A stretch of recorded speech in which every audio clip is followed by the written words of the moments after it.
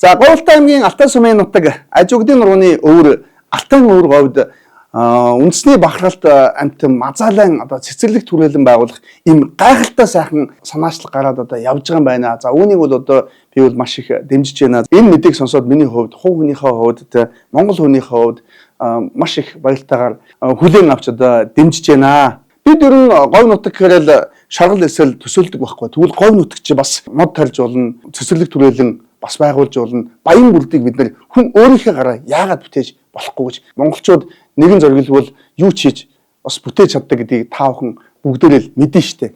Энэхүү Мазаалайн гайхамшигтай баян бүрд цэцэрлэг түрээлэн байгуулахад одоо та бүхэн бие сэтгэлээрээ оролцож дэмжээрэй. Тэгээ холбогдохыг хүсвэл Ажигдын нуруу Алтай сумын одоо иргэн сэтгүүлч Наран Гаравтайгаа холбогдорой. Тэгээд утасныхын дугаар нь 89 87 78 шүү.